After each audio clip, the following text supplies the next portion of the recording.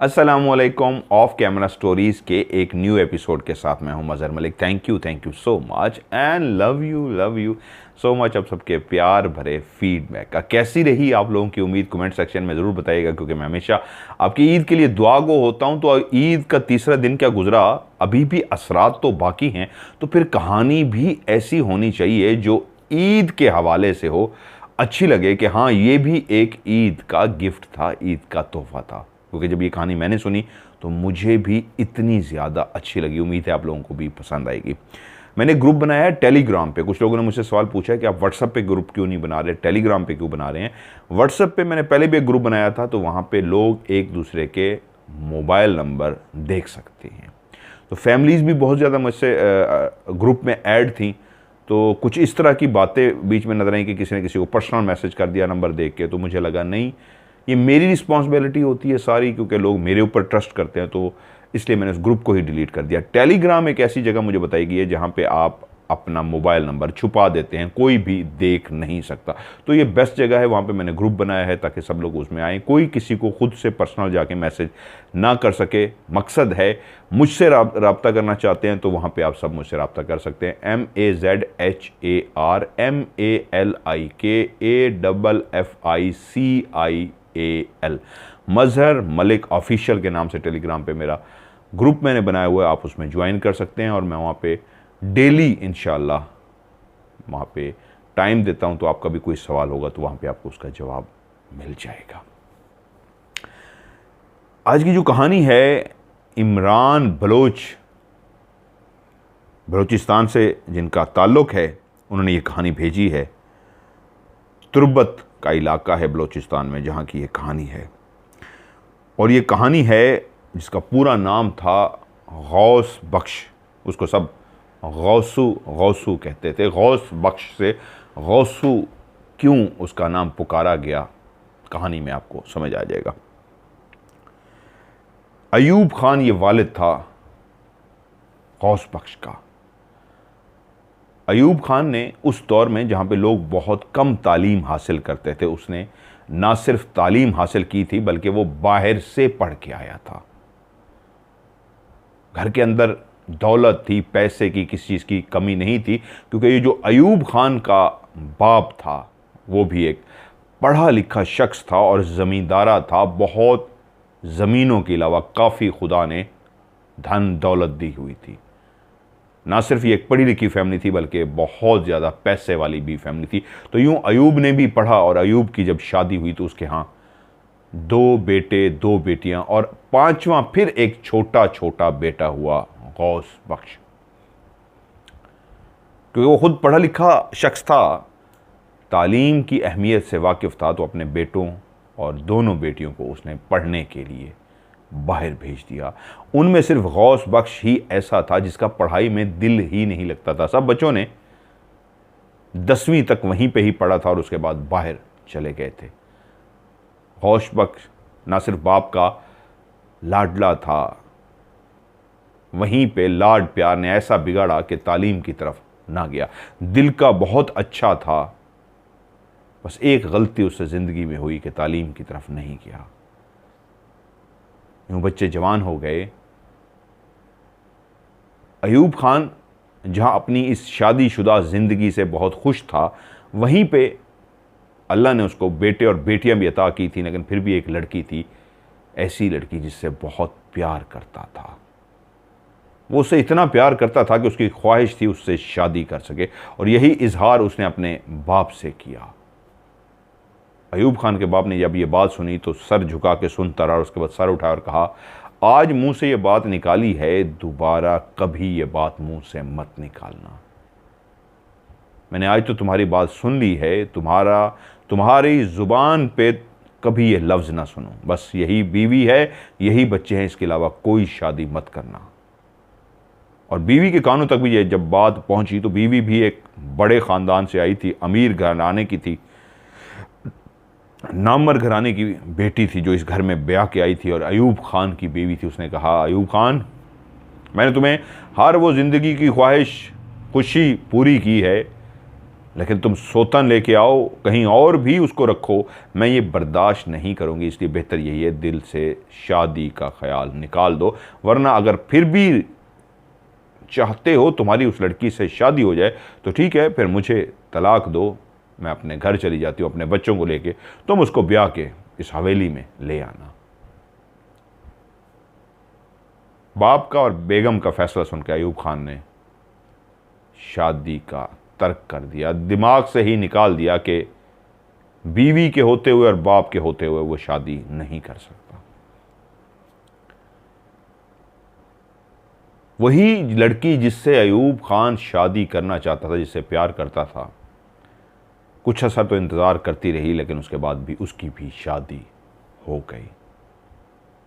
उसी ही इलाके में उसकी शादी हो गई। लेकिन कहने वाले कहते हैं, हकीकत में इसका कितना अमल दखल है ये किसी को नहीं पता, खुदा बेहतर जानता है। लेकिन कहते ये हैं कि जो उसका एक बेटा था वो हूबहू अयूब खान की शक्ल देता था, और उसकी शक्ल भी बिल्कुल गौस बख्श की तरह की थी। जो गौस बख्श अयूब खान का छोटा छोटा बेटा था, उस औरत से जिससे अयूब खान शादी करना चाहता था, उसके यहाँ से भी नाजायज़ औलाद ही कहलाएगी। एक ऐसा बेटा पैदा हुआ जो सब ये कहते थे गांव वाले कि ये अयूब खान की नाजायज़ औलाद है। इसकी शक्ल बिल्कुल हूबहू अयूब खान के बेटे गौस बख्श से बहुत मिलती है। और इन लड़कों ने भी जब छोटे थे एक दूसरे को देखा था, तब इनको अंदाज़ा हुआ था कि हाँ, हम दोनों भाई बिल्कुल एक जैसे नज़र आते हैं, ऐसे लगता है जैसे हम कहीं भाई हो। लेकिन लाजमी सी बात है, उस लड़के का बाप कोई और था। फिर भी गौस बख्श के दिल में इसके लिए प्यार था, इससे मोहब्बत से मिलता, दोस्ती की तरह मिलते, और एक दूसरे का दोनों बच्चे ख्याल रखते। वक्त पर लगा के उड़ जाता है। ये बात आज तक समझ नहीं आई, कौन सा वक्त है जिसके पर हैं और वो पर लगा के उड़ जाता है। हाँ, ये ज़रूर है, बचपन से जवानी, जवानी से बालों में सफ़ेदी कब आ जाती है, शायद इसी को पर लगा के उड़ना कहते हैं। वक्त का पता ही नहीं चलता कि कब जवान हुए और कब बालों में सफ़ेदी आ गई।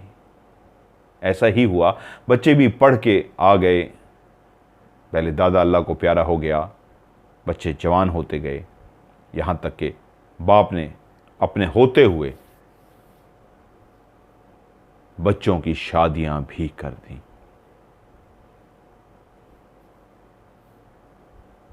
गौस बख्श की भी शादी एक अच्छे घराने में कर दी गई। सब बच्चों की शादियां इसलिए हो चुकी थी, वो जो बच्चे थे वो लंदन से पढ़ के आए थे, 2 बेटियां और बेटे। गौस बख्श एक ऐसा बेटा था जो बहुत ज़्यादा पढ़ा लिखा नहीं था, पढ़ा ही नहीं था, अनपढ़, लेकिन वो भी उसी ख़ानदान का चश्मो चराग था। उनकी जो बीवियां थी, कुछ की बीवियां लंदन से शादी हो के आई थी, कुछ की वहीं के ही बड़े बड़े घरानों की थी। इसकी भी एक अच्छे घराने में शादी कर दी गई, लेकिन बहुत बड़े घराने में शादी नहीं हुई। ये उन दोनों की बात है जब गौस बख्श का वालिद बीमार सा था, और देखते ही देखते वो अल्लाह को प्यारा हो गया। अब सब बच्चे शादीशुदा थे, और एक डायरी जो बाप ने लिखी थी अपने मरने से पहले, बच्चों से भी कह दिया था कि मैंने तुम्हारा हर बच्चे का हिस्सा उस डायरी में लिख दिया हुआ है, और मेरी वसीयत है ये डायरी यहीं इसी घर में ही हमेशा रहेगी। लड़ना मत, मैंने अपनी ज़िंदगी में ही तुम्हारे हिस्से तुम्हारे नाम कर दिए हैं, क्या चीज़ किसकी है इसी पे ही रहना, आपस में लड़ना मत, मेरे नाम को ख़राब मत करना। का अयूब खान की औलाद जायदाद के लिए लड़ पड़ी। यूँ बाप के गुजरने के बाद डायरी को खोला गया तो वो जो पढ़े लिखे बेटे थे, 2 बेटियां, जो सबसे बड़ी बड़ी बहन थी वो ब्याह के लंदन चली गई थी, और जो दूसरी बहन थी वो भी लंदन में थी।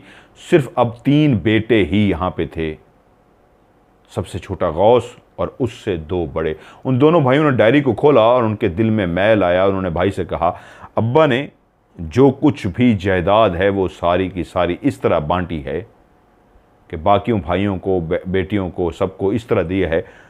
गौस बख्श, तुम्हारे हिस्से में वो जो पुराना उस जगह पे घर है वो ही आया है।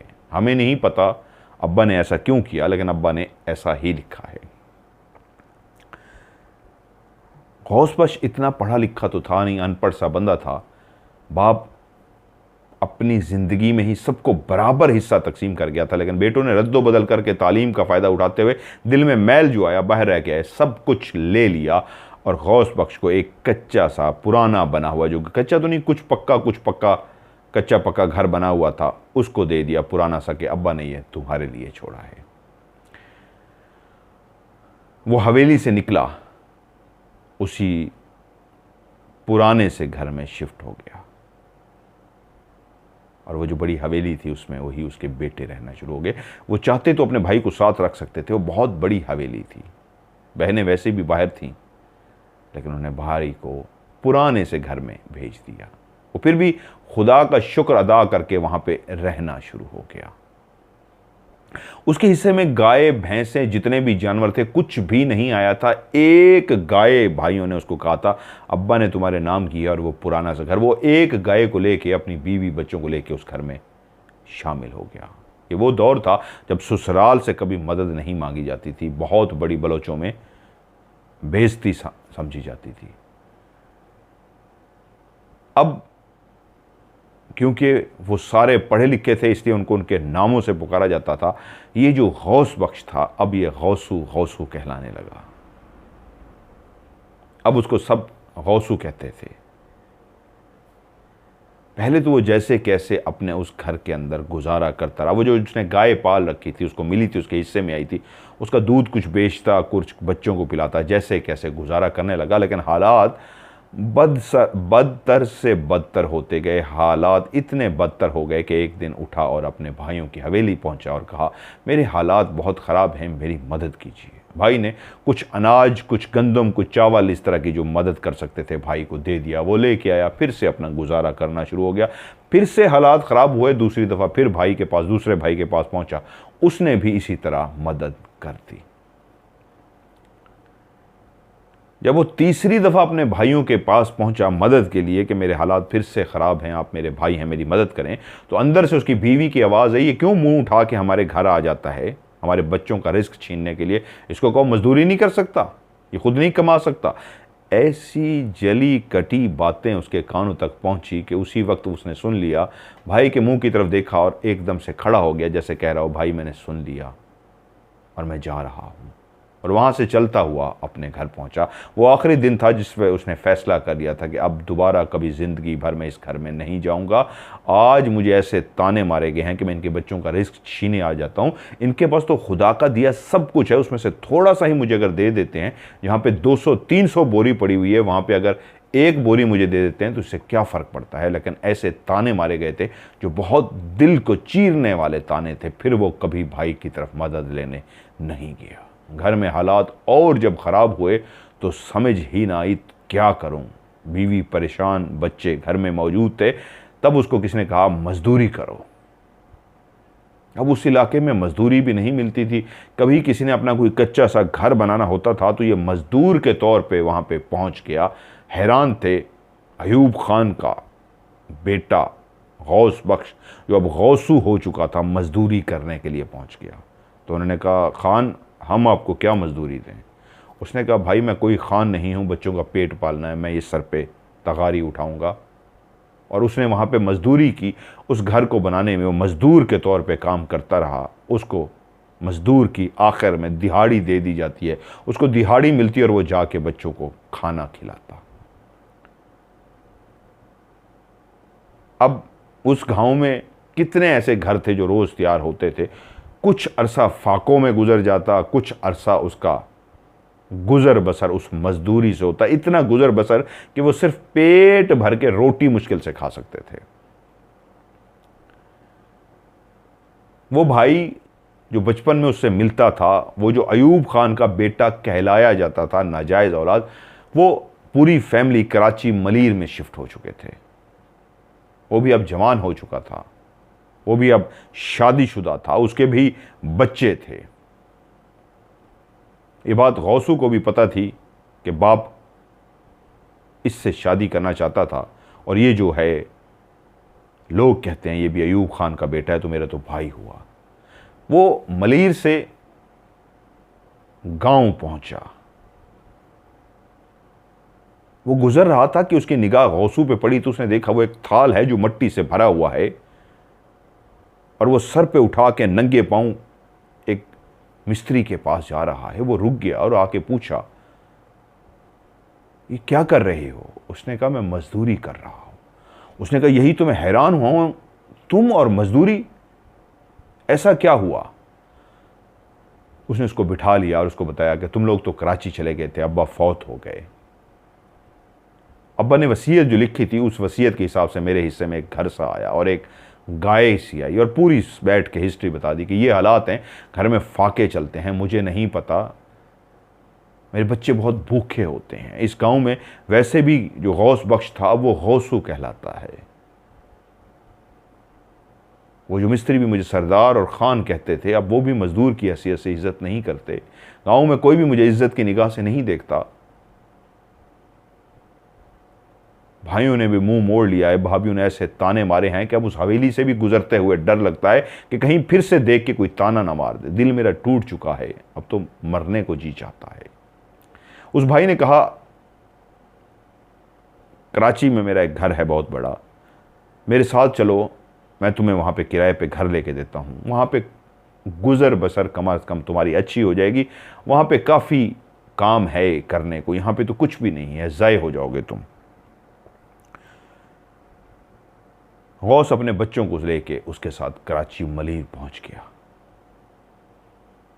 वहाँ पे उसने उसको एक किराए पे घर लेके दिया और एक फैक्ट्री जिसके मालिक को कह के उसने उसको कहा, इसको कोई नौकरी दो। उसने गौसू को देखा और गौसू को देखने के बाद उसने कहा, मैं इसको चौकीदार की नौकरी दे सकता हूँ, इसके पास कोई हुनर तो है नहीं, कुछ और ये काम कर नहीं सकता, तो ये यहाँ पे चौकीदारी कर ले, मैं इसको चौकीदार की नौकरी दे देता हूँ। ये तकरीबन 1965-1970 की कहानी है। गौसू ने हामी भर ली और यूं वो उस फैक्ट्री के अंदर चौकीदार हो गया। 4-5 माह तक उसको तनख्वाह मिलती रही, बच्चों का गुजर बसर बेहतर होता था।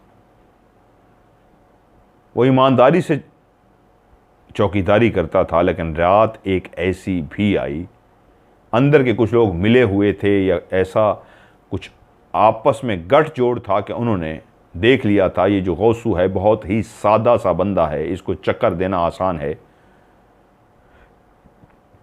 जब वो रात को ड्यूटी कर रहा था, चौकीदारी कर रहा था, पहरा दे रहा था, तो वहाँ पे चोरों ने अच्छा खासा सामान चोरी कर लिया।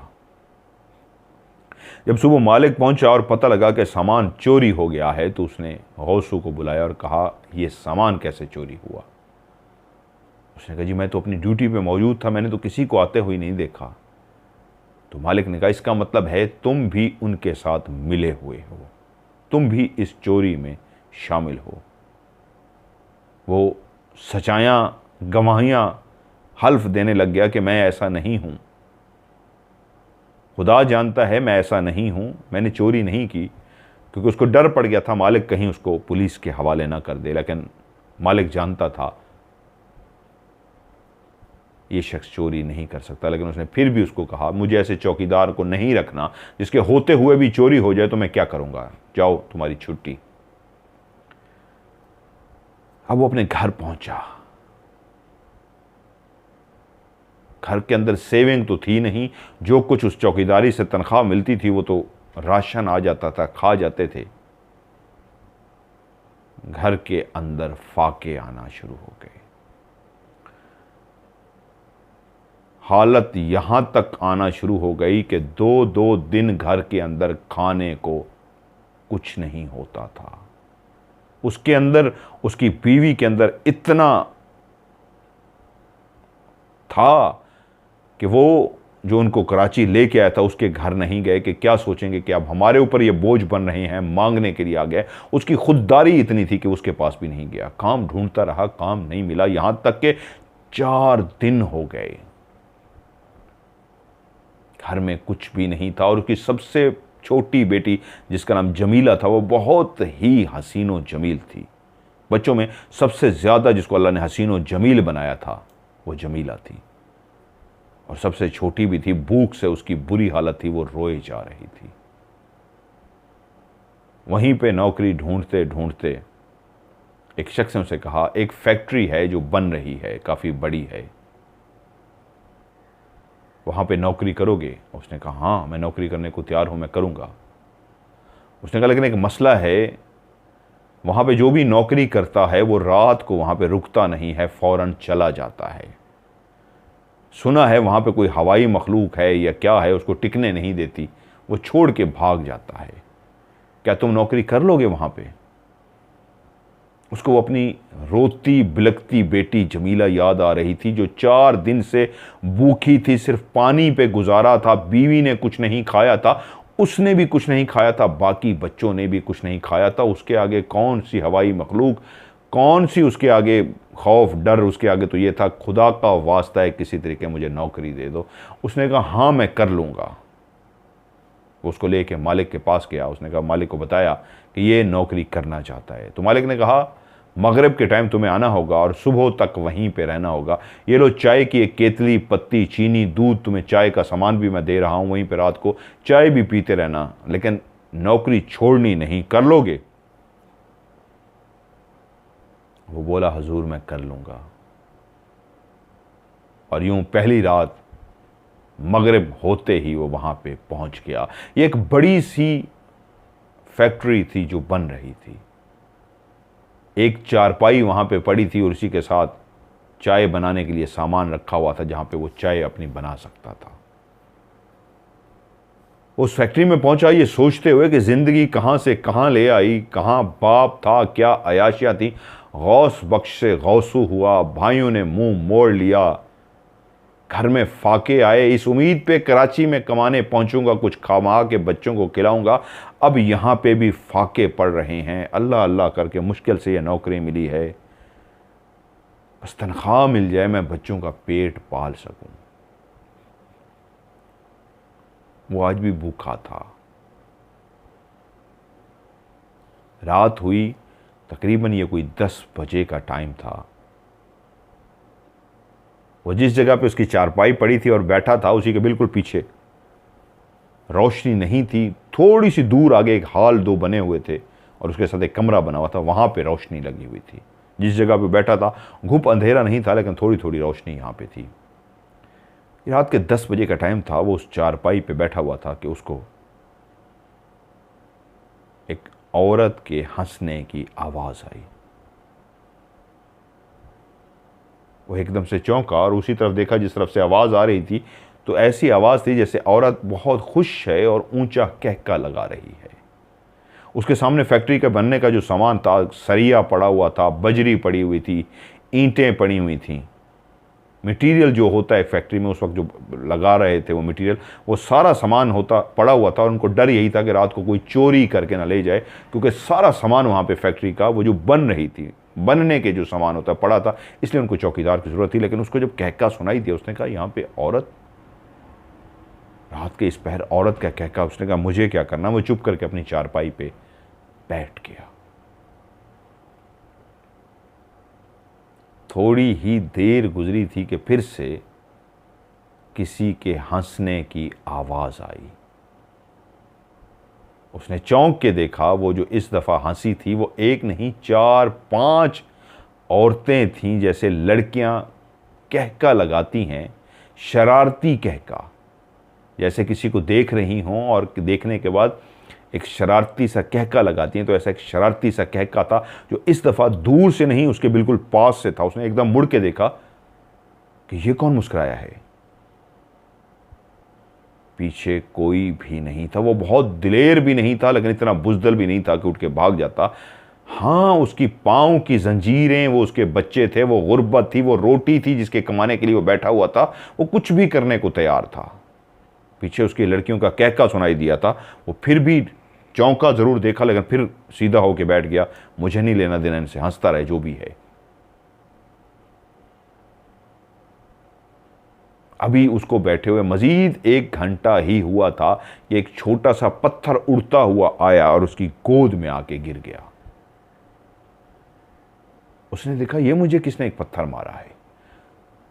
उसने मुड़ के देखा तो उसी लम्हे जैसे ही वो मुड़ने लगा, फिर से एक पत्थर आया तो दूसरी सिमत से आया और उसको ला के लग गया। पहले तो उस सिमत से आया था, अब सामने वाली सिमत से आया। तो उसने फिर से सामने देखा, सामने गेट था जो बंद था। तो वो सोचना शुरू हो गया क्या किसने गेट के ऊपर से चढ़ के मुझे पत्थर मारा है। तो उसी लम्हे फिर से कहका जो लगा, वो इतना शरारती कहका था जैसे बिल्कुल पास में कोई लड़की हंसी हो। वो चौंक गया, उसके जिस्म के अंदर एक झुरझुरी सी आई, उसके अंदर एक खौफ की लहर दौड़ सी गई। बिल्कुल उसके कान के पास, बिल्कुल कान के पास कोई किसी ने कहका लगाया था। वो फिर भी चुप करके बैठा रहा कि मुझे इस नौकरी को करना है, मेरे बच्चों को भूख लगी है, मुझे पैसे चाहिए। अब कभी उस जगह से कहका आता, उस जगह से रोने की आवाज आनी शुरू हो गई। ये जो रो रहा था ये एक मर्द की आवाज थी, जैसे वो आहिस्ता आहिस्ता रो रहा हो। एक होता है धाड़े मार के रोना, वो इस अंदाज में रो रहा था जैसे उसने अपना सर घुटनों में दिया हुआ हो और आहिस्ता आहिस्ता इस अंदाज में वो रो रहा था। इतना तो वो समझ गया था, जो आंखों को नज़र नहीं आ रहा, कोई हंस रहा है, कोई रो रहा है, कोई मुझे पत्थर मार रहा है, मुझे बैठना है। ऐसी शरारतें होती रहीं, वो अपनी जगह पे बैठा रहा। टार्च उसके पास थी, इतनी हिम्मत ना हो सकी कि उठ के चाय बनाए, अपनी जगह पे बैठा रहा। उसी लम्हे उसने देखा सामने सहन में, जहाँ पे बड़ा सा हॉल बना हुआ था, उसके साथ जो कमरा था उसकी रोशनी जल रही थी, वो काफ़ी फासले पे था। उसने देखा वहाँ पे एक ऑफ वाइट शलवार कमीज पहने हुए कोई शख्स था, अंदर कमरे में दाखिल हो रहा था। उसी लम्हे उसको एक पत्थर ही लगा था। जब उसको पत्थर लगा था तो उसने मुड़ के पत्थर की तरफ देखा था, तो सामने ही उसकी निगाह पड़ी थी। उससे काफ़ी फासले पे एक शलवार कमीज जो तकरीबन ऑफ कलर का था, ऑफ वाइट कलर का पहने वो शख्स आराम से चलता हुआ अंदर दाखिल हो गया। तो एकदम से वो अपनी जगह से खड़ा हो गया। वो डर गया, पहले भी मुझे इसलिए नौकरी से निकाला गया, तनख्वाह मिलती थी, गुजर बसर हो ही रहा था, फिर ये कोई चोर घुस आया है और इसने चोरी की, तो पहला ही दिन है मुझे यहाँ से भी नौकरी से निकाल देंगे, फिर मेरे बच्चों का क्या होगा, वो तो भूखे हैं। कौन है वहां पे? ये आवाज़ लगाई, अपनी टार्च उठाई और टार्च जला के उसके पीछे चल पड़ा। उसको जल्दी थी उस जगह पे पहुंचने की, उस शख्स को जाके पकड़ ले। अब उसके अंदर एक जो खौफ, वो जो डर था, वो अपनी जगह पे, लेकिन अब उसके अंदर एक एहसास था, मैं चौकीदार हूं और मेरी जिम्मेदारी है, कोई भी है तो मैं उसको बाहर निकालूं, उसको पकड़ूं, मेरी नौकरी ना चली जाए। तो वो टार्च जलाता उस कमरे के अंदर दाखिल हुआ। उस कमरे के चारों कोने के अंदर देख लिया, वहां पे कोई भी नहीं था। उस कमरे के साथ एक नया अटैच बाथ बना हुआ था जो अभी खाली, उसके अंदर लगा हुआ तो कुछ भी नहीं था, उसके आसार थे। वहां पे भी गया, लाइट जला के देखी, इधर उधर हर तरफ देख लिया, अंदर कोई भी नहीं था। उसने कहा मैंने अभी किसी को तो अंदर आते देखा है, लेकिन ये कौन था? ये चोर था मुझे लग रहा है, जो चोरी करने के लिए आया था। उसने इधर उधर हर जगह पे देखा, उसको कहीं नजर नहीं आया। वो आके वापस अपनी जगह पर बैठ गया। एक इंसान के लिए इतना काफी होता है उसके कान के करीब आके कोई खिलखिलाती हंसी आए, तंजिया नहीं, शरारती हंसी आपके कान के पास आई और आप मुड़ के देखते हैं कोई भी नहीं है। उधर से जोर से कहके लगाए जाते हैं, उधर से रोने की आवाज़ आती है, कभी इधर से पत्थर आता है, कभी इधर से पत्थर आता है, कभी इधर से पत्थर आता है। कोई भी बशर हो, रात के इस पहर अकेला हो, वहाँ पे वो टिक नहीं सकता। अगर कोई टिक सकता है तो इस खौफ से टिक सकता है, बच्चे भूखे हैं, मुझे रोटी चाहिए, क्या कर लेगी ये मखलूक मेरा। उसको पता लग चुका था यहाँ पे मखलूक का बसेरा है, उसको बताया गया था यहाँ पे हवाई चीज़ें हैं, वो फिर भी तैयार इसलिए हुआ था, हवाई चीज़ें अपनी जगह पे, मेरे बच्चों का क्या होगा, मेरे बच्चे भूखे हैं। तो उसको अब हवाई मखलूक की परवाह नहीं थी, उसको बच्चों की परवाह थी। उसने वो रात जैसे कैसे वहाँ पे गुजार ली। अजानें हुई, उसने नमाज पढ़ी और जब उसके जाने का टाइम हुआ तो मालिक आ गया। मालिक ने पूछा, हाँ क्या हाल है, मैं देखने आया हूँ कि तुमने रात गुजारी है या भाग गए हो। उसने कहा जी मैं समझा नहीं। उसने कहा तुमसे पहले जितने भी लोग आते थे तो मैं अगली ही सुबह पहुंच जाता था कि वो पहले ही रात भाग जाते थे, फैक्ट्री खुली पड़ी होती थी, तुम तो मौजूद हो, इसका मतलब है तुम भागे नहीं। उसने कहा नहीं हजूर मैं भागा नहीं हूं, मैं रात को फिर से आऊँगा। मालिक खुश हुआ और उसने कहा मुझे पता है मेरा पहला दिन है, अच्छा तो नहीं लगता मांगते हुए, लेकिन मुझे कुछ पैसे दे दीजिए, मेरे बच्चे भूखे हैं, मेरी तनख्वाह में से ही एडवांस दे दीजिए, मेरे बच्चों का भूख से बुरा हाल है। मालिक इसलिए भी खुश था कि ये जो पहली रात निकाल गया है, ये पक्की बात है, ये अब वक्त यहाँ पे गुजार लेगा।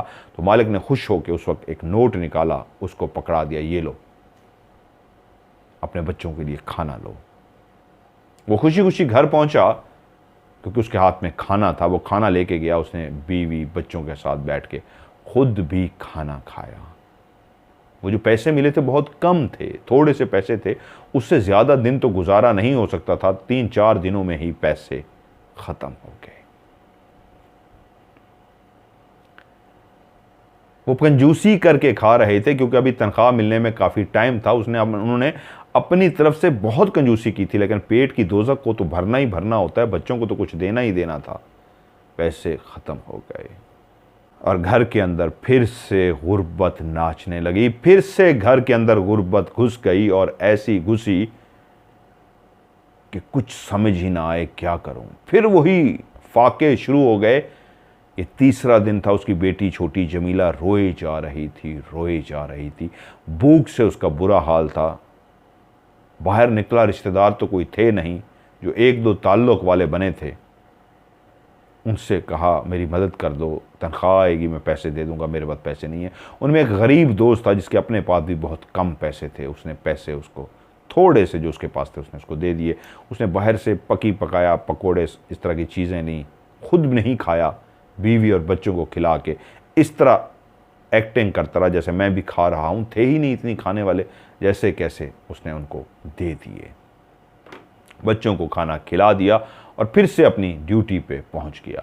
अब उसको हफ्ता हो गया था यहाँ पे काम करते, वहाँ पे अभी भी वही रूटीन थी। पत्थर पड़ते थे, रोने की आवाज़ आती थी, कहके की आवाज़ आती थी, चलने की आवाज़ आती थी, कभी पायल की आवाज़ आती थी, कभी घुंघरू की आवाज़ आती थी, कभी कोई शरारत होती थी, कभी खुद ब खुद लाइटें जल जाती थीं, कभी लाइटें खुद ब खुद बुझ जाती थीं। लेकिन वो फिर भी वहाँ पे टिका हुआ था। वो जो दोस्त ने थोड़े से पैसे दिए थे, जिसने उसने पकोड़े खरीद के बच्चों को खिलाए थे, वो भी ख़त्म हो गए। और फिर से 3 से 4 दिन ऐसा घर में फाका आया कि बच्चे जो पानी पी पी के थक गए थे, वहीं पे वही जमीला जो हसीन व जमील थी, आज रोती जा रही थी, रोती जा रही थी। बीवी उसको चुप करा रही थी और उसको कह रही थी आप परेशान ना हो, आप काम पे जाएं। और वो जब घर से निकला तो उसका मन टूटा हुआ था, वो अंदर से रो रहा था, उसकी हालत ख़राब थी। फिर मेरे बच्चों की आज ये हालत है कि मैं अपनी बेटी को रोता छोड़ के आया हूँ। वो काम पे पहुँच गया, उस जगह पे बैठ गया। रात के 12 बजे का टाइम था कि वो जो सामने लोहे के बड़े बड़े सरिये पड़े हुए थे, किसी ने सरिया उठा के ज़ोर से मारा, इतनी ज़ोर से उठा के फेंका कि उसका झटका निकला और वो डर गया बहुत ज़्यादा। इतना वज़नी सरिया कोई नहीं उठा सकता था, और कोई जो सामने भी था उन्होंने उठा के इतने ज़ोर से ज़मीन पे मारा था कि उसका खौफ से झटका निकल गया। लेकिन वो फिर भी अपनी जगह पे बैठा रहा। फिर थोड़ी देर के बाद वही रूटीन की शरारतें शुरू हो गई। कभी उसको पत्थर लगता, कभी कहका सुनाई देता, कभी रोने की आवाज़, कभी चलने की आवाज़, छन छन छन पायल की आवाज़। आज उसको कोई आवाज़ें भी नहीं सुनाई दे रही थी, वो कहके भी नहीं सुनाई दे रहे थे। आज उसको एक आवाज़ सुनाई दे रही थी, उसकी बच्ची की रोती चीखती बलबलाती आवाज़, जो भूख से रो रही थी, जिसको वो रोता छोड़ के आया था। कि उसी लम्हे टज करके एक आवाज़ आई, जैसे कोई बहुत ज़ोर से चीज़ गिरी हो, और उसने एकदम मुड़ के देखा कि क्या हुआ है। पहले तो लोहे की गिरने की आवाज़ थी, वो जो सरिये पड़े हुए थे बिल्डिंग्स में यूज़ होते हैं, वो वाले गिरे थे। अब डज करके आवाज़, एकदम से वो चौंका और सामने देखा तो उसी कमरे में वही शख्स ऑफ वाइट कपड़े पहने हुए, धुंधला धुंधला उसको नज़र आ रहा था। उसने कोई चीज़ हाथ में पकड़ी हुई थी और वो अंदर दाखिल हो रहा था। एकदम से वो अपनी जगह से खड़ा हुआ, अपने ख्यालों से निकल आया। अपनी रोती हुई बच्ची जो उसके दिमाग में आ रही थी, उसको भी झटला के खड़ा हो गया। इस खौफ से चोर आ गया है। टॉर्च उठाई और उठा के फौरन अंदर कमरे में दाखिल हुआ। कौन है, कौन है? इधर उधर देखा, टॉर्च मारी, सामने कोई भी नज़र नहीं आया। जैसे ही मुड़ने लगा तो उसी लम्हे उसके सामने जो खड़ा था, ये वही ऑफ वाइट कपड़े पहने, शलवार कमीज़ पहने वही शख्स खड़ा था। उसकी गर्दन कटी हुई थी, उसका सर कटा हुआ था और उसने अपना सर अपने हाथों में पकड़ा हुआ था और ऐसा लगता था जैसे अभी अभी ताजा इस गर्दन को काटा गया है। ये जो धड़ का ये वाला हिस्सा था, इसके अंदर से भी खून निकल रहा था और वो जो गर्दन थी उससे भी खून नीचे पड़ रहा था। उसका वो जो ऑफ वाइट सूट था पूरा खून से भर चुका था, उसके कपड़े पूरे खून से भरे हुए थे।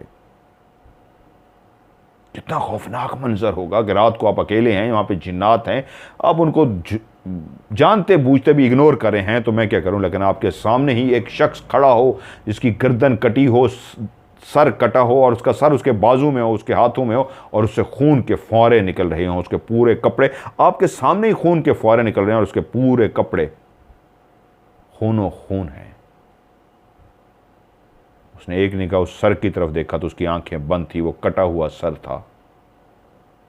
फिर उसने धड़ की तरफ देखा जिसके अंदर से खून उबल रहा था, फौरे की तरह खून निकल रहा था, चारों तरफ से खून निकल रहा था, आगे पीछे गिर रहा था वो खून निकल के। और उसकी निगाह ज़मीन पे पड़ी तो अब ज़मीन पे भी खून ही खून जमा हो चुका था। वो एक बशर था, वो जितना भी बहादुर होता, वो जितना भी दिलेर था, लेकिन खौफ इंसान पे तारी हो जाता है।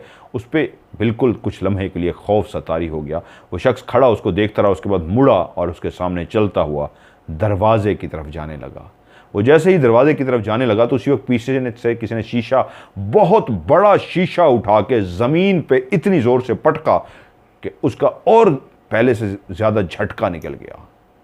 अभी एक आफत से जान नहीं छूटी थी, वो आफत जाने ही लगी थी कि पीछे से किसने शीशा उठा के ज़ोर से पटक दिया। वो पीछे मुड़ा, शीशा तो पीछे नहीं था, टूटा भी कुछ नहीं था, आवाज़ बहुत भयानक थी शीशे टूटने की, पीछे कोई भी नहीं था। और उसने फिर आगे मुड़ के देखा तो अब सामने भी कोई नहीं था। ये एक बहुत भयानक मंजर था, बहुत भयानक मंजर, सरकटे को देखना और पीछे शीशे का टूटना और कुछ भी ना होना। उसके दिमाग के अंदर खौफ भी था, टेंशन भी थी, परेशानी भी थी, अजीब सा उसका दिमाग हो चुका था। टार्च जलाए वो खड़ा था, उसको खुद नहीं समझ आ रही थी ये क्या हो रहा है मेरे सामने। अगर वो अच्छे हालात में होता, बेटी की टेंशन ना होती तो बेहोश हो चुका होता। अभी तो बेटी का सिर्फ रिस्क ही ढूंढना था, बेटी के लिए खाना लेके जाना था, इससे बड़ी टेंशन ही कोई नहीं थी।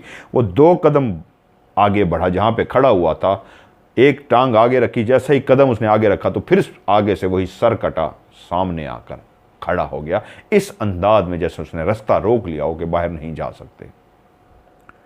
और जैसे ही वो आगे खड़ा हुआ तो उसी लम्हे पीछे औरतों की ऐसे कहके लगाने की आवाज़ें आना शुरू हो गई जैसे वो उस पर तंजिया हंस रही हों कि तुम्हें आज तो फंसा लिया है, तुम बहुत बहादुर हो ना, तुम्हें रोज़ पत्थर मारते हैं, घुंघरू की आवाज़ सुनाते हैं, पायल की आवाज़ सुनाते हैं, कहका तुम्हारे पास लगाते हैं, शरारत करते हैं, लाइटें ऑफ कर देते हैं, तुम तो डरते ही नहीं हो। आज पता लगेगा कितने तुम दिलेर हो, बड़े बहादुर फिरते हो। बाहर से कहकों की आवाज़ आ रही थी, इतने ज़्यादा जैसे 8-10 औरतें कहके लगा रहे और उनमें मर्दों की भी कहके लगाने की आवाज़ थी। और उसी के कान के बिल्कुल करीब आके किसी ने ऐसी आवाज़ निकाली जैसे कुछ कहा गया हो, उसको समझ नहीं आया। और वो जो जुमला उसके कान के करीब कहा गया था, उस जुमले को सुनते ही वो जो सामने मौजूद थे उन्होंने हंसना शुरू कर दिया। यहाँ तक कि वो जो सर कटा खड़ा था, जिसकी गर्दन उसके बाजू में थी, हाथों में थी, वो चेहरा भी जो कटा हुआ था वो हंसना शुरू हो गया। क्या जुमला था, क्या फिक्रा था, उसको समझ नहीं आया, लेकिन वो सब इतने हंस रहे थे, खिलखिलाते, जैसे शरारत से किसी ने जुमला कहा, इसके कान में कहा और वो सारे हंस रहे थे। वो कटी हुई सर, वो कटा हुआ जो उसके बाजू में था, वो भी हंस रहा था। वो बुत बना खड़ा था। वो सारे मर्द औरतें जो नज़र नहीं आ रहे थे वो पीछे हंस रहे थे, पीछे भी कोई थे जो हंस रहे थे। ऐसा लगता था उसको चारों तरफ से उस मखलूक ने घेरा हुआ है और सब उस पर कहके लगा रहे हैं। और सर कटा अभी तक सामने खड़ा है, खून उबल रहा है, कटा हुआ सर भी हंस रहा है, बाकी भी हंस रहे हैं। ये एक ऐसी बेचारगी थी, ये एक ऐसा कोई इंसान जिसको इस तरह जिनात घेर के उसके ऊपर हंस रहे हों तो उसी वक्त कुछ सेकंड ही वो बर्दाश्त कर सकेगा, गिरे और बेहोश हो जाएगा। लेकिन उसी लम्हे पता नहीं उसके अंदर क्या हुआ कि उस सिचुएशन से खौफजदा होने के वो एकदम से चीखा, बस करो, चुप करो। और ऐसे ऊपर देखा आसमान की तरफ और ऐसे हाथ उठा लिए, इस हाथ में टार्च पकड़ी उसको भी उठा लिया। या अल्लाह, या अल्लाह, मेरे बच्चे भूखे हैं। या अल्लाह, मेरी बेटी जमीला रोती रही है, मैं उसको रोता छोड़ के आया हूं। मेरे मालिक, मुझे मौत ही दे दे, मार डालो तुम सब मुझे। वो जो अल्लाह के साथ दुहाई दे रहा था उनको मुखातिब किया, मार डालो मुझे, लेकिन मेरे बच्चों को भी मार देना। जब मैं मर जाऊंगा मेरे बच्चों के बाद खाने को कुछ नहीं है, वो भी मर जाएंगे, तो मार ही दो ना मुझे। खुद ना खुदकुशी करूं, मौत हराम है, खुदकुशी हराम है, तो मुझे मार डालो, मुझे डराओ नहीं, मुझे मार डालो। मेरी भी गर्दन ऐसे काट दो, काटो, आगे बढ़ो, मेरी गर्दन काटो।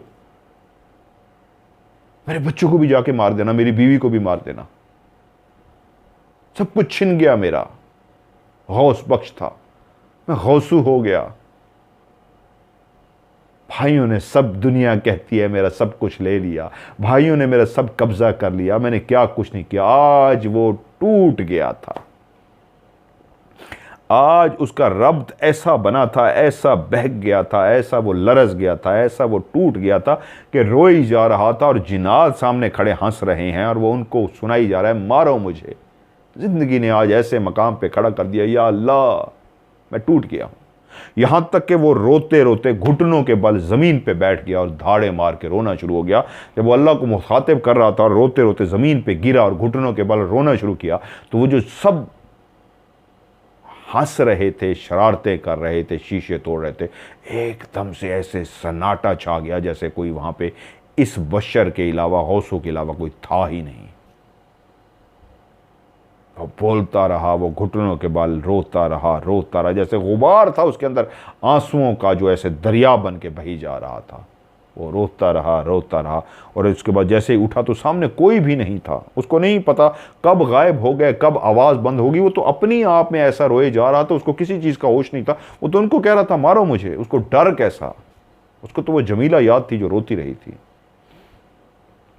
वो चलता हुआ अपनी चारपाई पे आया और बैठ के ऐसा रोया, उसको नहीं पता वो कितनी देर रोता रहा, यहाँ तक कि रोते रोते ऐसे पीछे गिरा और सो गया, बेहोश हो गया, खुदा जानता है। दूसरी तरफ जमीला सो तो गई थी, उसकी वो छोटी बेटी, बाकी बच्चे बड़े थे, बीवी भी सो गई थी, लेकिन रात का कौन सा पहर था कि दरवाज़ा बजा। बीवी परेशान हुई, इस वक्त रात को कौन आ सकता है, कहीं ऐसा तो नहीं शौहर आज जल्दी वापस आ गया ड्यूटी से, लेकिन देखना तो पड़ेगा। वो उठी, दरवाज़ा खोला तो बाहर 4 खवातीन खड़ी थीं और एक आगे उनकी 5 साल की बच्ची खड़ी थी।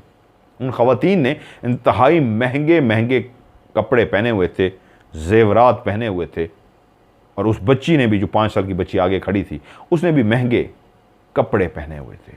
दरवाज़ा खटखटाया गया, रात का पहर था तो बाकी बच्चे तो नहीं जागे। वो जमीला भी जो भूख से बड़ी मुश्किलों से सोई थी, वो भी उठ के बैठ गई।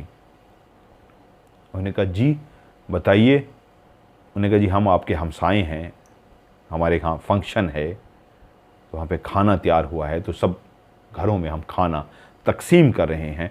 रात के इस पहर आपको तकलीफ़ दे रहे हैं, उसके लिए माजरत ख्वाह हैं, लेकिन आपको ये खाना दे रहा था। वो जो बच्ची थी उसने भी एक ट्रे उठाया हुआ था और ख़वातीन ने भी एक एक ट्रे उठाया हुआ था। 3 ट्रे थे जो उनके हाथ में थे, क्योंकि वो एक गरीब जिसकी बेटी अभी रोते हुए सोई थी, वो कैसे पूछती किस घर से आए हैं, कहाँ हैं। उनका तो कोई जानने वाला ही नहीं था। हाँ, शक्लों से, उन गहनों से, उन जेवरात से, उन कपड़ों से ज़रूर लगता था ये किसी अमीर कबीर घर की औरतें हैं।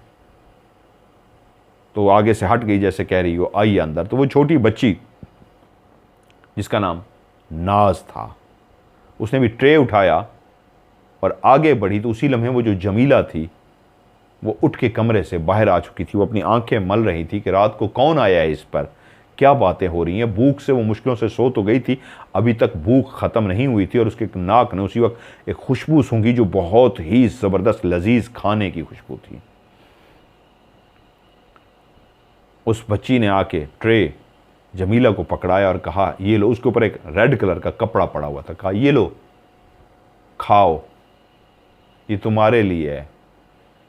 उसकी खुशबू की महक ऐसी थी, उस बच्ची से रहा ही नहीं गया। उसने माँ की तरफ देखा जैसे पूछ रही हो माँ ये क्या हो रहा है। माँ ने इशारा किया आंखों से जैसे खा लो। वो और क्या कहती। उस बच्ची ने कपड़ा हटाया तो उसके अंदर, उसने ये नहीं देखा क्या है, उसने फौरन खाना शुरू कर दिया। वो जो 4 खवातीन थी वो अभी तक बाहर खड़ी थी, उनने दोनों ट्रे उसको पकड़ाए, गौसू की बीवी को, और वो ट्रे लेके अंदर आ गई। उन्होंने कहा मैं आपको बर्तन खाली करके देती हूँ। उन्होंने कहा नहीं नहीं कोई बात नहीं, बर्तन हम कल आपसे ले जाएंगे। तो वो छोटी बच्ची जो आगे आई थी जिसने उसको ट्रे दिया था जमीला को, उसने बोला तुम्हारा नाम क्या है। उसने कहा मेरा नाम जमीला है। उसने कहा हमारे चाचू हैं उनकी शादी हो रही है, तो हमने ना उधर दूसरे मुल्क से एक खाना पकाने वाला बुलाया है। वो इंडिया का एक शहर बताया, मुझे इसका नाम भूल गया। उस शहर से हमने खाना पकवाने के लिए बंदा बुलाया, वो बहुत खाना अच्छा बनाता है। उसने खाना बनाया, खाओ तुम्हें अच्छा लगा है ना। तो वो दोनों जैसे सहेलियां आपस में बात करती हैं, दोनों मासूम हम उम्र थी, तो वो दोनों एक दूसरे के साथ बातें कर रही, और वो जमीला उसको कह रही हाँ मुझे अच्छा लगा है। जमीला को तो भूख ख़त्म करनी थी, जमीला खाती गई। और थोड़ी देर के बाद आवाज़ आई उन खवातीन की, नाज आ जाओ बेटा चलें। तो नाज ने कहा रुके मैं बस आती हूँ। थोड़ी देर नाज उसके साथ और बैठी, उसको खाना खाते देखती रही, और मासूमाना एक दूसरे से जैसे बातें करते, मेरे चाचू की शादी हो रही है, मेरे चाचू यूँ हैं, ऐसे बातें करते रहे। उसके बाद फिर से आवाज़ आई, आ जाओ बेटा नाज चलें। तो नाज ने कहा ठीक है मैं कल फिर आऊँगी तुमसे मिलने के लिए, तो मेरी दोस्त हो ना। उसने कहा हाँ मैं तुम्हारी दोस्त हूँ। कल का कह के वो वहाँ से रवाना हो गई। लेकिन जाने से पहले वो जो छोटी सी बच्ची जो कह रही थी मैं आती हूं, जब उन खवातीन के पास गई है तो उन खवातीन ने उसको क्या दिया है कि वो बच्ची फिर से अंदर आई है। और वो कहती हैं हमारे बलोचों के जो कपड़े होते हैं उनकी जेबें बहुत बड़ी बड़ी थी, उसने उसकी जेब के अंदर कुछ पैसे भी डाल दिए हैं। गौसू की बीवी ने कहा ये क्या है। उसने कहा ये हमारे चाचू की शादी है ना, तो हम सबको इस तरह देते होते हैं। उसने उसकी जेब में डाले और ये लोग खुदा हाफिज करके चले गए। उसका अपना बुरा हाल था भूख से, और किसी के घर से शादी का खाना आया था, और वो भी जिसको नवाबों की तरह बाहर से एक, जिस तरह नवाब करते थे, जो कुक होता था, पकवान जो होता था वो पकाने वाला, वो बाहर से मंगवाया गया था दूसरे मुल्क से। और लजीज़ कितना होगा वो खाना। उसने भी खाया तो परेशान हो गई। जब तीनों ट्रे को देखा गया तो उसमें चावल थे, मीठे चावल, नमकीन चावल, भुना हुआ गोश्त था, लड्डू थे, मिठाइयाँ थीं जो एक शादी के घर से आते हैं। उसने अपने बाकी बच्चों को भी जगाया, उनको खाना खिलाया, और इंतज़ार करने लगी शौहर आए तो मैं उसको भी ये खाना दे सकूं। अल्लाह ने हमारी सुन ली कि हमारे घर में खाना आ गया है। वो जो रोते रोते वहाँ पे बेहोश सा हो गया था, सो गया था, जब उसको होश आया और वहाँ से उठा तो उस वक्त अजानें हो रही थीं। वज़ू किया, नमाज पढ़ी, और जब टाइम हो गया तो घर की तरफ चल पड़ा। आज उसका सर नीचे था, परेशान था। आज बेटी उसको जिन जो बातें हुई थी, चीज़ें हुई थी, सब भूल गया था। बस उसको ये याद था कि घर जा रहा हूँ। जमीला रोते रोते रात सोई थी, अभी तक हाथ में कुछ नहीं आया, उसको क्या खिलाऊंगा। दरवाज़ा खटखटाया, बीवी को सामने देखा तो बीवी का चेहरा मुस्करा रहा था। लटका हुआ चेहरा, या सवालिया निशान वाला चेहरा नहीं था कि बीवी दरवाज़ा खोलती सवालिया निशान से पूछती है ज़ुबान के बगैर कुछ लाए हो, बच्चे भूखे हैं। आंखें ही ये सवाल कर डालती हैं और मर्द का चेहरा फिर से झुक जाता है। तो उसने देखा, बीवी ने जब दरवाज़ा खोला तो कोई ऐसा लटका हुआ चेहरा नहीं, बल्कि वो ऐसे कह रही हो अंदर आए। तो एकदम से परेशान हुआ कि बीवी ऐसी परेशान नहीं और खुश किस बात पे है। वो अंदर दाखिल हुआ। उसने कहा क्या हुआ। उसने कहा आए आपको भूख लगी है, खाना खाएं। वो दाखिल हुआ तो ट्रे देख के हैरान हो गया, 3 भरे हुए ट्रे, और उसमें भुना हुआ गोश्त और सारे लवाजमात। उसने कहा ये कहाँ से आया। उसने कहा कोई बीबियाँ आई थी, उनकी शादी थी, उनके साथ बच्ची भी थी, वो दे के गए हैं। बच्चों ने भी पेट भर के खा लिया, मैंने भी खा लिया, आप भी खाएं, दिन को भी खा सकते हैं, हम रात को भी खाएंगे, ये इतना ज़्यादा है। और ये देखें, उसने पैसे जो हाथ में पकड़े हुए थे, उसने कहा ये देखें, ये इतने ज़्यादा पैसे वो दे के गई हैं। तो एकदम से परेशान हो गए, इतने ज़्यादा नोट, ये तो उसकी तनख्वाह से भी कई गुना ज़्यादा थे। उसने कहा ये कहाँ से आए। उसने कहा वो दे के गई हैं, वो कह के गई हैं उनके यहाँ शादी है ना, तो शादी में पैसे बांटती, वो कपड़ों से भी लगती थी, बहुत अमीर थी, उनके गहने बहुत महंगे महंगे थे, बहुत अमीर कबीर थे। उन्होंने तो अपना पकवान भी बाहर से मंगवाया था, दिल्ली से, और खाना भी जितना लजीज था उससे लगता था उन्होंने इससे पहले ज़िंदगी में इतना लजीज भुना हुआ गोश्त, चावल, मीठे नमकीन, मिठाइयाँ नहीं खाए थे। बहुत ही लजीज था। उन्होंने सच कहा था, वो पकवान, वो पकाने वाला जो कुक था बाहर से ही आया होगा। ऐसा लजीज खाना उन्होंने ज़िंदगी में पहली दफ़ा खाया था। खाना खाया, उसके बाद वो सो गया और फिर उसी तरह शाम को रवाना हुआ अपनी नौकरी के लिए। आज जब वो अपने काम पे पहुंचा तो आज कोई वहां अंदर शरारत नहीं हो रही थी। ना उसको पत्थर मारे गए, ना कोई कहका सुनाई दिया, ना कोई वहां पे आवाज़ आई, ना उसके कानों में आके खोला। जो उसके कानों में आके ऐसे कोई सांस लेता था, बिल्कुल उसके कानों के करीब सांस लेने की आवाज़ें तक आती थी। जान के उसके कानों के करीब सांस लिया जाता था, उसको डराने के लिए। वो चुप करके बैठा रहता था। आज वो खुश था, बच्चों ने खाना खा लिया था, लेकिन आज कोई अंदर शरारत नहीं हो रही थी। लेकिन रात को फिर से घर में वही ख़वातीन आई दोबारा से खाना लेके। उन्होंने कहा, हमारी बेटी नाज जो है उसको आपकी बेटी बहुत अच्छी लगी है, जमीला, वो इससे मिलना चाहती थी, कल कह के भी गई थी, आज हमें बार बार कह रही थी मुझसे मिलना है, तो आना तो था, हम आपके लिए खाना भी ले आए हैं, तो नाज इसके साथ ज़रा खेल ले। उन्होंने कहा हाँ हाँ बिल्कुल, आप आएँ अंदर। उन्होंने कहा नहीं, हम नाज को छोड़ के जा रहे हैं, आपको कोई इतराज़ तो नहीं, नाज थोड़ी देर इनके साथ खेलती रहे, हम थोड़ी देर आके इसको वापस ले जाएंगे। उसने कहा कोई बात नहीं। नाज आई और जमीला के साथ खेलती रही, दोनों ने इकट्ठे खाना खाया, गपशप की, और नाज ने उसे कहा मैं तुमसे हमेशा मिलती रहूँगी, तुम जहाँ कहीं भी होगी ना, मैं तुमसे मिलने के लिए आऊँगी। उसने कहा मैं कहीं नहीं, मैं यहीं पे आऊँगी। तो उसने कहा तुम जहाँ भी होगी मैं तुमसे मिलने के लिए आऊँगी। आज वहाँ पे कोई शरारत तो ना हुई, लेकिन आज भी वो बैठ के सोचता रहा ज़िंदगी किस डगर पे चल रही है। रिज़्क का तो बंदोबस्त हो गया, बच्चों के लिए रोटी तो आ गई, लेकिन ये कौन सी ज़िंदगी है, मैं कहाँ हूँ। दिमाग गुमसुम सा, दिमाग में 100 सवालात, जवाब एक भी नहीं। इसी तरह नौकरी करते हुए मज़ीद कुछ दिन गुजरे थे कि घर के बाहर दस्तक हुई। अभी वो मगरिब के टाइम पे नौकरी पे जाता था, अभी वो काम पे नहीं गया था, बस जाने ही वाला था। दरवाजे पे नॉक हुई, उठा कि ये कौन आ गया। दरवाज़ा खोलूं, वो जो उसके पास पैसे थे, वो जो उन्होंने दिए थे, उसने मुझे जो कर्ज वर्ज लिए हुए थे वो भी अदा कर दिए थे, वो सर्कल चला रहा था। जब दरवाज़ा नॉक हुआ तो वो उठा के ये कौन आ गया। किसी का कर्जा भी नहीं देना, किसी के पैसे भी नहीं देने, अब तो सबके पैसे भी दे चुका हूँ, तो मेरे घर कौन आ सकता है, मुझ गरीब के घर। दरवाज़ा खोला तो दरवाज़ा खोलते ही वो वहीं पे शॉक्ड हो गया।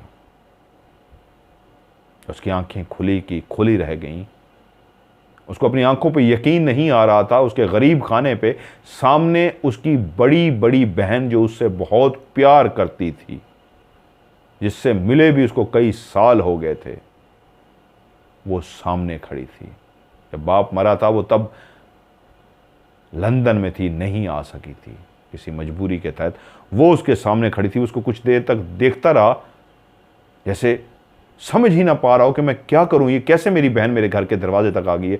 वो आगे बढ़ी और अपने भाई को सीने से लगा दिया। भाई भी बहन के गले लगा और फूट फूट फूट के रोना शुरू हो गया। बहन भाई एक दूसरे से गले लग के खड़े होकर रोते रहे और पीछे बीवी अपना दुपट्टा ठीक करते हुए आगे बढ़ी कि क्या हुआ है।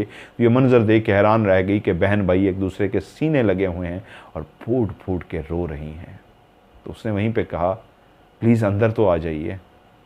जैसे उसको गौसू को एहसास हुआ, हाँ काफ़ी देर होगी अपनी बहन के गले रोते हुए, मुझे अंदर जाना चाहिए। उसने अपनी बहन को कहा, आजो आजो अंदर आओ। वो अंदर दाखिल हुई, बच्चों के सर पे हाथ रखा, बच्चों को प्यार किया, सबसे मिली प्यार से और कहा, जो तुम्हारा कोई सामान है, जो तुम्हें कुछ चाहिए, अगर नहीं तो छोड़ो इसको, चलो मेरे साथ। उसने कहा कहाँ? उसने कहा वापस, मैं तुम्हें लेने के लिए आई हूँ। उसने कहा तुम्हें पता कैसे चला यहाँ का? उसने कहा सब बाद में बताऊँगी, चलो यहाँ से। उसने कहा मिलना है बंधु से। उसने कहा जो को मिलना है जाओ अभी खुदा हाफिज करके आओ, सामान पैक करो।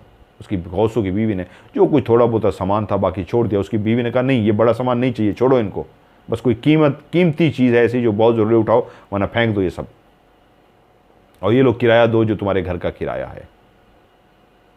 वो इनको लेके वापस पहुंची। उसने भाइयों को इकट्ठा किया और उसी इलाके के जो एक बड़ा सरदार था उसको भी इकट्ठा किया। वो खुद भी एक पढ़ी लिखी थी, वो भी बरतानिया से आई हुई थी, सबको जानती थी। उसने बिठा के कहा कि अब्बा ने एक डायरी रखी थी, वो अभी भी हवेली में है, डायरी लेके आए। भाइयों ने कहा हाँ हाँ वो बिल्कुल है, अब्बा की वसीयत के मुताबिक है। वो डायरी लेके आया। उसने कहा मुझे भी पता है कि तुम लोगों ने डायरी के हिसाब से सब कुछ छीन लिया है, गौस बख्श को कुछ भी नहीं दिया, जबकि अब्बा तो मरने से पहले ही अपनी ज़िंदगी में सब कुछ सबके नाम करके गए थे। वो सारे परेशान हो गए कि ये एकदम से पाकिस्तान आई है, हमसे मिली भी नहीं, सीधा गई है, गौसों को लेके आ गई है और आती हमें पंचायत में बिठा दिया और इस तरह की बातें कर रही है। डायरी खोली गई और फिर से देखा गया तो गौस बख्श के हिस्से में बहुत बड़ी जायदाद लिखी थी बाप ने, बराबर बराबर ही जायदाद थी। यूँ फैसला उन भाइयों को मानना पड़ा, क्योंकि अब एक बहन स्टैंड लेके खड़ी थी और उसने कहा था अगर तुम लोग नहीं मानोगे तो मैं कानूनी जंग करूंगी। और वो जानते थे वो भी एक ताकतवर बहन है। इस हिसाब से जो कुछ हिस्सा बनता था गौस बख्श का, उस बहन ने गौस बख्श को दिलवा दिया। वो इतना ज़्यादा दौलत बनती थी कि उसे एक बेहतरीन हवेली भी खरीद सकता था और उसके बाद बेइंतहा दौलत आ जाती। और जब उसको उसका हिस्सा दे दिया गया तो बहन ने कहा अपने लिए बेहतरीन घर खरीदो, और उसने वाकई एक अपने लिए बेहतरीन हवेली खरीदी और बाकी उसके बाद अच्छा खासा पैसा आ गया। उसी तरह वो अमीर हो गया जिस तरह उसके बाकी बहन भाई भी थे। तब उसने अपनी बहन से पूछा अब तो बताओ, इतनी जल्दी ये सब कुछ हुआ है, तुम कैसे आई, क्या हुआ? उसी लम्हे उसकी बेटी, जो एक इस गहमा गहमी में भाग दौड़ में छोटी छोटी बेटी जो जमीला थी, उसको ख्वाब मुसलसल आ रहे थे। वो अपनी दोस्त नाज को देख रही थी और उसको बुखार हो चुका था। बहन भाई बैठे बातें ही कर रहे थे कि बीवी आ गई और कहती है नाज की जमीला की तबीयत बहुत ख़राब हो रही है, उसको बहुत तेज़ बुखार है, कल से मैं पट्टियाँ कर रही हूँ, बुखार उतरने का नाम नहीं ले रहा। आप मसरूफियत में थे, भाग दौड़ में थे, मैंने इसलिए कहा नहीं, प्लीज़ इसको डॉक्टर के पास लेके जाएं। उसको डॉक्टर के पास लेके गए, डॉक्टर ने दवाई दी तो बहन ने कहा अभी पहले इसकी देखभाल करो, मैं तुम्हें सब तफसील से बता दूंगी, मैं अभी इधर ही हूँ। वो उसकी देखभाल करते रहे, दवाई लेते रहे, लेकिन जमीला की तबीयत ठीक नहीं हो रही थी। तो वहीं पे किसी ने कहा इसके ऊपर कोई दम दरूद करवाएं, डॉक्टर की दवाई से अगर आराम नहीं आ रहा तो ज़रूर दम दरूद कराएं, मामला कुछ और लगता है। अब वो एक गौसू नहीं था, गौस बख्श था, एक अमीर कबीर शख्स था, दौलतमंद शख्स था, उसके पास सब चीज़ें थीं। वहीं पे उसने पता कराया तो एक अल्लाह का वली, अल्लाह का नेक बंदा पता लगा वहीं पे है। उसको वो अपने घर लेके आया। वो आया, जमीला के साथ बैठ के पढ़ाई करता रहा, उस पर दम करता रहा। जब पढ़ चुका तो उसने कहा अब परेशान होने की ज़रूरत नहीं है, ये ठीक हो जाएगी। उन्होंने कहा मैं समझा नहीं। उसने कहा मुझे एक रात का टाइम दीजिए, कल आके मैं आपको तफसील से बता सकूंगा, अभी नहीं। बहन भी वहीं पे थी, बड़ी बड़ी बहन, और वो इजाज़त लेके चला गया। तो अगले दिन बहन ने कहा मुझे भी बुला लेना, ये कैसी बातें करके गया है, पढ़े लिखे दौर की बातें हैं, मैं इन चीज़ों पे बिलीव नहीं करती, ये जिस तरह की बातें करके गया है, डॉक्टर का केस है, इसको नहीं इलाज होता तो इसको लंदन लेके चलते हैं, लेकिन उससे पहले ये ठीक हो जाएगी। लेकिन इस तरह के बंदों के पास उसने कहा देखने में क्या है। उन्होंने कल मुझे भी बुलाना जब ये आए। तो अगले दिन वो बहन भी आ गई, वो शख्स भी आ गया। तो उससे पूछा हाँ अब बताओ। उस शख्स ने कहा अल्लाह के राज अल्लाह ही जानते, लेकिन जो कुछ मेरे इल्म में आया है वो मैं ज़रूर बताऊंगा। उसने कहा गौस बख्श साहब आपका पाला जिनात से पड़ा था? वो एकदम से चौंका, बहन भी चौंकी। उसने कहा हाँ पड़ा था, क्या कहना चाह रहे? उसने कहा कोई सरकटा था आपके सामने जिसने अपना सर उठाया हुआ था, हाथ में पकड़ा हुआ था, और जब सब हंस रहे थे तो उसका वो कटा हुआ सर भी हंस रहा था, हुआ था? वो और चौंका और बहन भी चौंकी, ये कैसी बातें हो रही हैं? उसने कहा हाँ हुआ था। उसने कहा बहुत गिड़गिड़ाए थे, अपने अल्लाह को बहुत पुकारा था, बेटी 4 दिन से फाकों में थी, ऐसा ही हुआ था? उसने कहा हाँ। उन्होंने कहा डरे नहीं थे? उनको ही कह रहे थे मार दो मुझे? मेरे बच्चों को भी मार दो। यही हुआ था। वो ऐसी बातें बताई जा रहा था जो सिर्फ और सिर्फ गौस बख्श को पता थी। ये बातें तो उसने अपनी बीवी को भी नहीं बताई थी, बहन तो दूर की बात है। जब वो अल्लाह का नेक बंदा ये सारी बातें बता रहा था तो गौस बख्श और परेशान होता जा रहा था कि हाँ ये सब सच है, तुम्हें कैसे पता। उसने कहा जिस वक्त तुम गिड़गिड़ा रहे थे, रो रहे थे, जिस तरह की तुम्हारी हालत थी, तुम वाहिद शख्स थे जो वहाँ पे डरे नहीं थे। तुमसे पहले जो भी आता था वो थोड़ा सा डराते थे, वो भाग जाता था। तुम्हें बहुत डराया, बहुत सताया, बहुत तंग किया, शीशे तोड़े तुम्हारे पीछे, आवाज़ें ज़ोर ज़ोर से निकाली। तुम घबराए नहीं, तुम डटे रहे और यहाँ तक कि तुम गिड़गिड़ा पड़े, अपने अल्लाह के सामने रो पड़े, अल्लाह से मांगते रहे और उनको कहा भीख मांगी, मार दो मुझे। तो वो एक जिनात का बहुत बड़ा कबीला वहाँ पे आबाद है। ये सारी बातें वो वहाँ खड़े सुन रहे थे और जब तुम रो रहे थे तो वहाँ पे एकदम से खामोशी हो गई थी।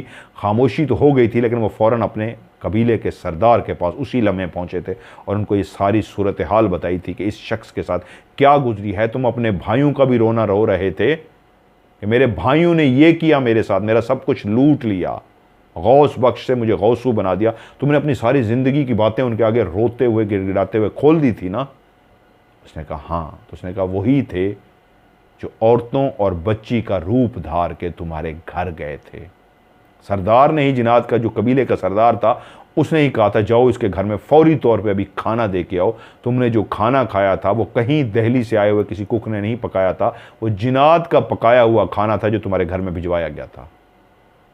और दूसरी बात, वो जो बच्ची नाज जो आके तुम्हारी बेटी जमीला के साथ दोस्त बन गई थी, वो भी उन्हीं जिनात की बच्ची ही थी। लेकिन ये बात सच है कि उस बच्ची को तुम्हारी बेटी जमीला के साथ बहुत प्यार हो गया था, जिसकी वजह से ये ख्वाब में उसको मुसलसल देख रही थी और उसकी तबीयत ख़राब से ख़राब होती जा रही थी। वो जमीला अपनी उस दोस्त नाज को याद करती है और जो नाज वो लड़की इसके ख्वाब में आती है, ये उसको बहुत मिस करती है। वो जो नाज थी वो उन्हीं जिनात की बच्ची थी। वो जो पैसे भी थे वो उन्हीं जिनात को दे के गए थे। जिनात को अल्लाह ताला ने बहुत ताकत दी होती है कि जिनात बहुत कुछ जान लेते हैं। और जब तुम रो रहे थे, गिड़गिड़ा रहे थे, तो वही सारी बातें जब उन्होंने जाके अपने सरदार को बताई तो सरदार तुम्हारे तमाम हालात से वाकिफ़ हो गया था। और जब तुम्हारी बहन लंदन में अपनी ज़िंदगी के उस सफ़र को काट रही थी कि अपने बच्चों, शौहर, फैमिली के साथ गुजार रही थी, तो वहीं पे ही उनको ख्वाब में अपना भाई बार बार गौस बख्श नज़र आता था और रोता हुआ वो अपने भाई को देखती थी। वो अपने भाई को बहुत परेशान और अक्सर रोता हुआ देखती थी। और आगे क्या हुआ ये आप अपनी बहन से पूछ सकते हैं। तब तक गौस बख्श जो उसकी कहानी सुन रहा था, बहन की तरफ देखा तो बहन की आंखों में हैरत थी, जैसे ये कैसे जानता है ये शख्स कि हाँ मैं ख्वाब में भाई को परेशान रोता हुआ देखती थी, ये कैसे जानता है। ये सारी बातें बता के उसने कहा मैं इजाज़त चाहूँगा, मैंने पढ़ने के लिए ये पानी दम करके दे दिया है, पानी पिलाते जाएं, बच्ची ठीक हो जाएगी और नाज इससे मिलने के लिए आती रहेगी। बहन की तरफ मुखातिब हुआ गौस बख्श और कहा क्या ये सच है, आपने मुझे ख्वाब में देखा? उसने कहा हाँ। वो सही कह रहा था, मुझे मुसलसल ख्वाब आ रहा था तुम्हारा, तुम बहुत परेशान हो। क्योंकि ये 65-70 में वो मोबाइल शुबाइल ये वो जो होते थे वो बहुत कम होते थे। PTCL पाकिस्तान में होता था, लेकिन वो जो भाई से जब भी बात करती वो कहते कहीं गया हुआ है, वो अपना अलग है, उसके बाद मोबाइल टेलीफोन नहीं है, वो बहाना कर देते। तो वो जो मुसलसल बहन कहती है मैं ख्वाब देख रही थी तो मैं परेशान हो गई कि मेरा भाई रो क्यों रहा है, परेशान क्यों है। तुम्हें पता है मुझे तुमसे बहुत मोहब्बत थी, मैंने कोई जदाद में से हिस्सा नहीं लिया, लेकिन एक ही ख्वाब जब मुसलसल मुझे दिखाया जाने लगा तो फिर मैंने टिकट कटवाई और पाकिस्तान आ गई। जब मैं भाइयों से सबसे मिली और मैंने तुम्हारे बारे में पूछा कि कहाँ है, तुम लोगों से जब भी कहा मेरी उससे बात करा दो तो तुम लोगों ने कहा है आता है, वो हवेली कभी कभी चक्कर लगाता है, हमने उसको तुम्हारा पैगाम भी दिया है लेकिन वो फ़ोन तुम्हें नहीं करता, तो हम क्या करें। तो मैं निकली गांव के अंदर के लोगों से पूछ सकूं तो कुछ लोगों ने मुझे बताया कि उसके हालात बहुत ख़राब थे, वो बहुत परेशान था, इतने उसके फाके घर के अंदर चल रहे थे कि वो मजदूरी करना शुरू हो गया और फ़लाँ जो उसका भाई था, भाइयों की तरह था, उसको कराची मलीर लेके चला गया है। तो उसने पूछा मुझे एड्रेस कैसे मिल सकता है, तो उन्होंने बताया गौस बख्श का एड्रेस तो नहीं है लेकिन वो जो उसको कराची लेके गई है फैमिली, उसका एड्रेस पता है। तो उसने फौरी तौर पे एड्रेस लिया और फ़ौरन वहाँ पे पहुँची कराची और जाके घर के दरवाजे के बाहर दरवाजे को नॉक किया। वो उसको छोड़ के चला गया। उसने कहा ये आपका भाई का दरवाज़ा है। उसको छोड़ के वहाँ से चला गया और सामने जब दरवाज़ा मैंने खटखटाया तो सामने तुम खड़े थे। मैं तुम्हें लेने के लिए आई थी क्योंकि मुझे गांव वालों ने तमाम हालात बता दिए थे और मुझे गांव में ही ये भी पता लग गया था कि कैसे धोखा दे के उन पढ़े लिखे भाइयों ने मेरे भाई गौस वक्त से सब कुछ छीन लिया था और तुम्हें एक पुराना सा घर दे दिया था। तो मैं फौरी तौर पे तुम्हें लेने के लिए आई थी और इसलिए मैं तुम्हें लेके आ गई और बाकी सब कुछ तुम्हारे सामने है कि अल्लाह ने करम किया और तुम्हें तुम्हारा हिस्सा मिल गया। लेकिन ये क्या कहानी है जो ये शख्स सुना के गया है, ये सुन के मैं हैरान हुई हूँ। तो उसने वही सारी बातें अपनी बहन को सुनाई और उसकी बीवी भी पहली दफ़ा बैठ के वो सारी बातें सुन रही थी। कैसे शौहर ने उस फैक्ट्री के अंदर बैठ के उस मखलूक का सामना किया था और कैसे वो लम्हा भी आया था जब एक सरकटा सामने खड़ा था और बेइंतहा मर्द और औरतें उस पर कहके लगा रहे थे, तंजियाँ हंस रहे थे, उसको डरा रहे थे, चीज़ें तोड़ रहे थे और वो रोता जा रहा था, मौत को पुकार रहा था और उनको कह रहा था डराओ मत, मार ही डालो। तो वो शख्स बता गया था कि वो जब तुम रोए गिड़गिड़ाए और उसके बाद उसी मखलूक ने अपने सरदार को जाके सारी बातें की तो फिर जो भी सूरत हाल पैदा हुई थी जिसमें उसकी बहन का आना भी, बहन को मुसलसल ख्वाब में भाई को परेशान नजर आना, वही जिन्नात ही थे जो बहन के ख्वाबों में आके वो जो जिन्नात का सरदार था उसने हुक्म किया था कि इनका सारा बंदोबस्त करो और इनको हिस्सा ले कर दो। तभी वो खाना भी पहुंचा गए थे, पैसे भी पहुंचा गए थे और उधर लंदन में बैठी बहन के ख्वाबों ख्यालों में आना शुरू हो गए थे। मुसलसल उसको इतना बेचैन कर दिया था जिन्नात उसको इतने ख्वाब दिखा दिखा के कि वो पाकिस्तान पहुंची, आई, अपने भाई को ढूंढा और उसको उसका हिस्सा दिलवा दिया। अब गौसू यानी कि गौस बख्श अब इस दुनिया में नहीं है, लेकिन उसकी जो औलाद है वो अभी भी इस दुनिया में मौजूद है। बहुत सारे उसके फैमिली के लोग जो हैं वो कहते हैं लंदन शिफ्ट हो चुके हैं, कुछ लोग अभी भी यहाँ पे बाकी हैं। लेकिन उसकी बेटी जमीला के साथ वो जो लड़की नाज थी वो इतनी उसकी सहेली बन गई थी, वो इसकी इतनी अच्छी दोस्त बन गई थी कि वो इंसानी रूप धार के फिर भी उससे मिलने के लिए आती रही। और जमीला भी इस राज से वाकिफ़ हो गई थी, जो मिलने के लिए आती है ये इंसान नहीं, किसी जिन्नात की बेटी है, लेकिन वो इंसानी रूप में होती थी और उसको अपनी सहेली समझती थी, इसलिए वो कभी उससे डरी नहीं बल्कि उससे मिलती रही। कितना मिलती रही, कितना उनका मिलना जुलना रहा ये तो लोगों को नहीं पता लग सका, लेकिन ये सुनने में ज़रूर आया था कि वो फिर भी उससे मिलने के लिए आती रही। ये कहानी थी जी जो मुझे भेजी गई। उम्मीद है ये कहानी आप लोगों को अच्छी लगी होगी और ये सच है। जिन्नात के बारे में मैं हमेशा कहता होता हूँ, इनसे डरोगे तो ये आपको डराएंगे। अब इनके आगे सीना तान के खड़े हो जाओगे फिर ये आपको कुछ नहीं कहेंगे, लेकिन सीना तान के भी आप तब ही खड़े हो सकते हैं जब आपका मन सच्चा हो, मन में फ्रॉड ना हो, मन में फरेब ना हो, मन में धोखा ना हो, किसी के साथ बुरा ना किया हो, फिर आप सीना तार के खड़े हो जाते हैं। तुम्हारी ऐसी की तैसी अगर लोगों के साथ बुरा किया है, मन में फ्रॉड है, डर है, खौफ है, दो नंबरी है, तो फिर कभी नहीं सीना तान के उनके आगे खड़े होना, वो नुकसान पहुंचाएंगे। जब मैंने कभी किसी के साथ बुरा नहीं किया तो मैं क्यों डरूं जिन्नात से, इसलिए मैं ये सोच के सीना तान के हो गया उनके आगे खड़ा होता हूँ और कहता हूँ रुको तुम्हारी ऐसी की तैसी। ये है वो राज जो मैं कहता होता हूँ, तुम्हारी ऐसी की तैसी। ये बहुत बड़ा राज है जो मैं आपको बता रहा हूँ। कभी किसी के साथ बुरा ना करें तो आपको नहीं जिन्नात से डर लगता। लोगों की दुआएं आपको पहुंचाती हैं। आपने इतना लोगों का भला किया होता है, उनकी दुआएं आपका हिसार कर लेती हैं, दायरा कड़ा कर देती हैं वो दुआएं। आप बेखौफ हो के, मैं दुनिया की किसी भी जगह पे आपको चैलेंज करता हूँ, मुझे कोई कहे मैं जाके खड़ा हो सकता हूँ, रात गुजार सकता हूँ, दुनिया की कोई भी मोस्ट हॉन्टेड लोकेशन, रीज़न मेरे गिर्द एक दुआओं का हिसार है, शहर है, दुआओं ने दायरा कड़ा किया हुआ है, इसलिए मुझे डर नहीं लगता।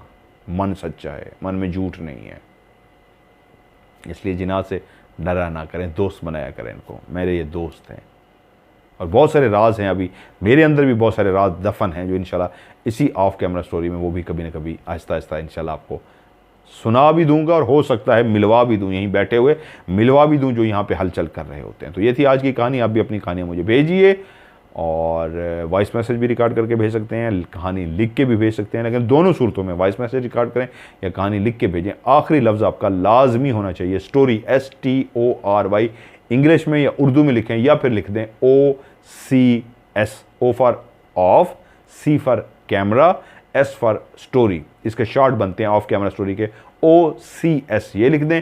स्टोरी इंग्लिश में लिख दें या उर्दू में स्टोरी लाजमी लिखना चाहिए, आखिरी लफ्ज़। तो आपका नंबर लिख के मैं नाम जो है आपका नंबर दे के हॉरर स्टोरी नंबर फलां, ये मैं सेव कर लेता हूँ और जैसे आपका नंबर आएगा तो उसको मैं प्रोग्राम में शामिल कर लूँगा। और मेरा व्हाट्सअप का नंबर है जिस पर आपने सेंड करनी है, पाकिस्तान का कोड है। कुछ लोग 0092 भी लिखते हैं और कुछ लोग लिखते हैं जमा का निशान जो प्लस होता है, +923136655500, +923136655500। आज की ऑफ कैमरा स्टोरी से मज़हर मलिक को दीजिए इजाज़त। अपना ढेर सारा ख्याल रखिएगा। खुदा हाफिज़।